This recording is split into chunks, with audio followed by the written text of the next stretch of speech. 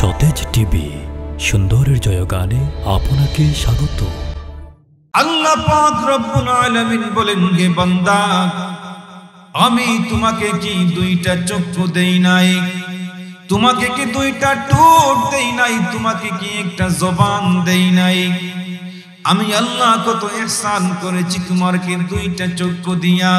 আমি এমন দুনিয়াতে মানুষ বানাইছি যার দুইটা চক্ষু নাই, জন্মগত তাকে অন্ধ করেছি। যাও তোমরা যাকে আমি জন্মান্ধ করেছি তার কাছে গিয়ে বলো, দুনিয়ার মধ্যে তোমার কাছে সবচেয়ে শ্রেষ্ঠ নিয়ামত কোনটি? ওই অন্ধ ব্যক্তি বলবে, আমার কাছে এই কথা জিজ্ঞাসা করতে এসেছো? দুনিয়ার মধ্যে যার চক্ষু নাই তার কিছুই নাই। দুনিয়াতে চক্ষুর চেয়ে বড় নিয়ামত তার কোনো কিছু হইতে পারে না। এইভাবে যার দুইটা হাত নাই, দুইটা পা নাই, ওই ব্যক্তিকে যদি জিজ্ঞেস করা হয়, রে ভাই, দুনিয়ার মধ্যে সবচেয়ে মূল্যবান সম্পদ তোমার কাছে কি মনে হয়? ওই লোকটা বলবে, আল্লাহ আমাকে এই নিয়ামত থেকে বঞ্চিত করেছেন। দুইটা হাত নাই, দুইটা পা নাই। আমি জানি হাতের কি কদর, আমি জানি পায়ের কি কদর। সে চোখের পানি ছেড়ে দিয়ে কান্না করবে আর বলবে, দুনিয়ার মধ্যে সবচাইতে বড় নিয়ামত হলো মানুষের হাত আর পা। জবান খুলিয়া বলেন ঠিক না বেটি? আল্লাহ আপনাকে আমাকে কত মায়া করেছেন, কত দয়া করেছেন, যার ফলে দুইটা হাত দিয়েছেন, দুইটা পা দিয়েছেন, দুইটা চক্ষু দিয়েছেন। এই চক্ষু পাইয়া আমি কতটা সময় আল্লাহর শুকরিয়া আদায় করলাম, আর এই সুস্থ হাত পাইয়া পা পাইয়া কতটা সময় আল্লাহর শুকরিয়া আদায় করলাম। হিসাব করলে দেখা যায় মনে হয় জিন্দেগিতে একটা বার ওইটা নিয়ে ভাবি না। আল্লাহ রাব্বুল আলামিন কত মায়া করে আমাকে আপনাকে দুনিয়ার মধ্যে প্রেরণ করলেন। আল্লাহ বলেন, ওয়াসসামা বানাইনাহা বিআইদিন ওয়া ইন্না লামুসিউন ওয়াল আরদা ফারাশনাহা ফানি'মাল মাহিদুন। আল্লাহ রাব্বুল আলামিন আসমানকে তার কুদরতি হাত দিয়ে বানাইলেন এই সমস্ত মানুষের কল্যাণের জন্য। ওয়াল আরদা ফারাশনাহা ফানি'মাল মাহিদুন। আল্লাহ জমিনকে বিছানা হিসেবে মানুষের জন্য বানাইলেন। শুধু তাই নয়, আল্লাহ বলেন, ওয়াসসামা বানাইনাহা বিআইদিন ওয়া ইন্না লামুসিউন। এই আসমানকে আমি আল্লাহ আমার কুদরতি হাত দিয়ে বানাইলাম মানুষের কল্যাণের জন্য, মানুষের ফায়দার জন্য। ওয়া ফিস সামাই রিজকুকুম ওয়া মা তুআদুন। আমি আল্লাহ রাব্বুল আলামিন এই সমস্ত বান্দাদেরকে আসমান থেকে রিজেকের ফয়সালা করি। জবান খুলিয়ে বলেন সুবহানাল্লাহ।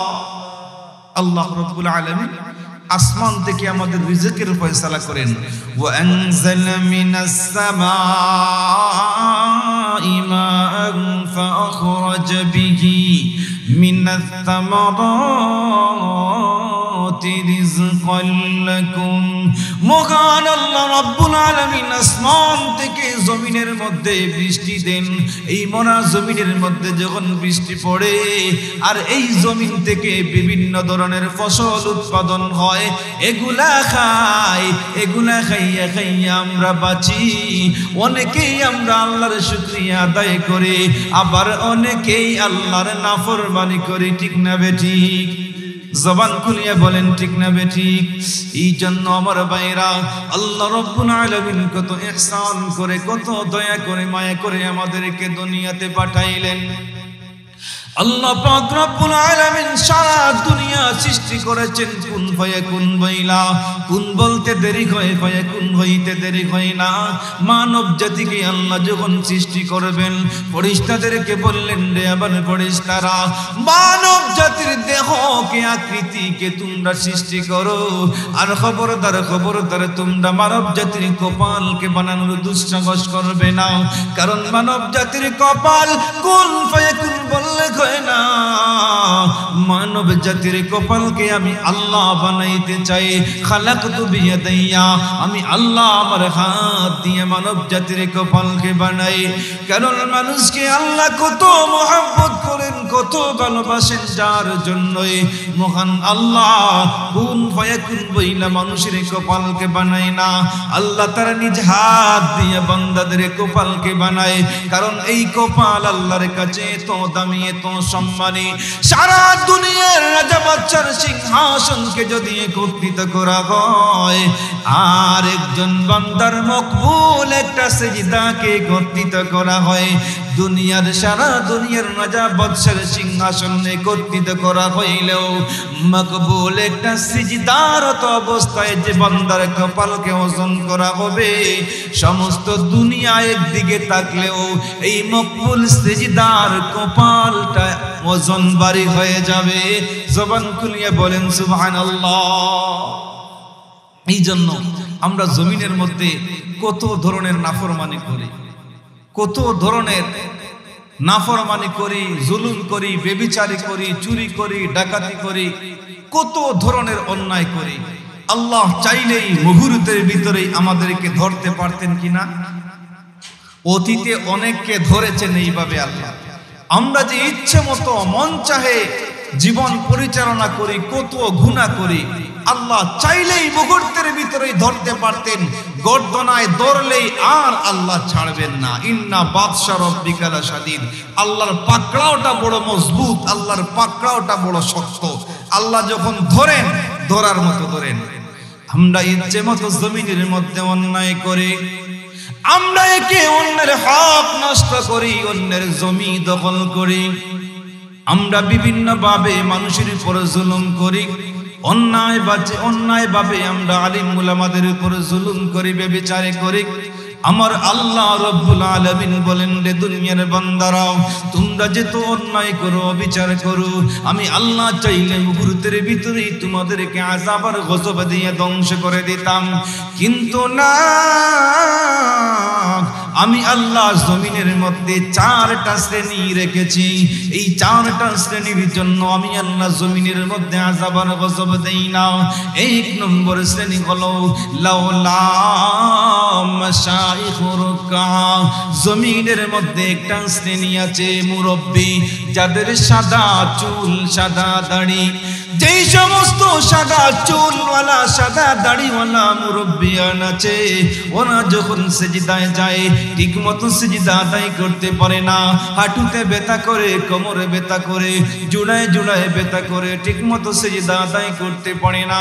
কিন্তু ওরা যখন সিজদার জন্য মাথা নোয়ায়, সিজদার জন্য যখন কপালটা মাটির সঙ্গে লাগায়, আমি আল্লাহ রব্বুল আলামিন যখন তাদের দিকে তাকাই, জমিনের দিকে তাকাইলে আমি আর নাফরমানের দিকে লক্ষ্য করি না।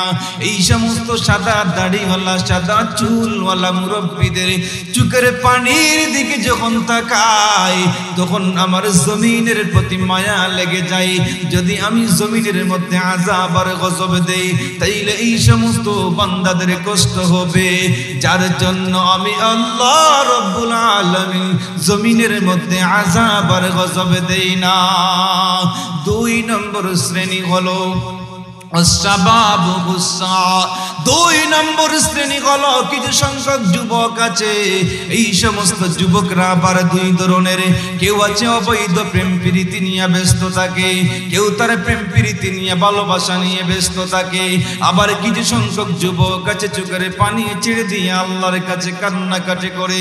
সিজদায় যখন মাথা নোয়ায়, সিজদায় মাথা নোয়াইয়া শুধু চোখের পানি ছেড়ে দিয়ে কান্না করে, আল্লাহর কাছে হাত উঠাইয়া নিজের জন্য দোয়া করে, দেশের জন্য দোয়া করে, দেশের জন্য দোয়া করে। আমার আল্লাহ রব্বুল আলামিন বলেন, যখন এই সমস্ত যুবক বান্দাদের চোখের পানির দিকে আমি আল্লাহ তাকাই, তখন জমিনের প্রতি মায়া লেগে যায়। এই জন্য আমি আল্লাহ জমিনের মধ্যে আযাব আর গজব দেই না। যদি জমিনের মধ্যে আযাব আর গজব দেয়, এই সমস্ত যুবকদের কষ্ট হবে, যার জন্য আমি আল্লাহ জমিনে আযাব আর গজব দেই না। নবী করিম সাল্লাল্লাহু আলাইহি ওয়াসাল্লাম বলেন, বৃদ্ধ অবস্থায় যদি আল্লাহকে কোন মানুষ একবার আল্লাহ বলিয়া ডাক দে, মুহূর্তের ভিতরেই আল্লাহ লাব্বাইক ইয়া আবদি বলিয়া জবাব দেন, জবান খুলিয়া বলেন সুবহানাল্লাহ। আর যদি কোন যুবক আল্লাহকে রহমান বলিয়া আল্লাহ বইলা মাত্র একটা বার ডাক দে, মহান আল্লাহ এই যুবকের ডাকে একবার দুইবার নয় 70 বার সাড়া দান করে। সুবহানাল্লাহ বলবেন না? একটু জবান খুলিয়া বলেন সুবহানাল্লাহ। 3 নম্বর হইল ওয়াল আনআমু রুদ্দা।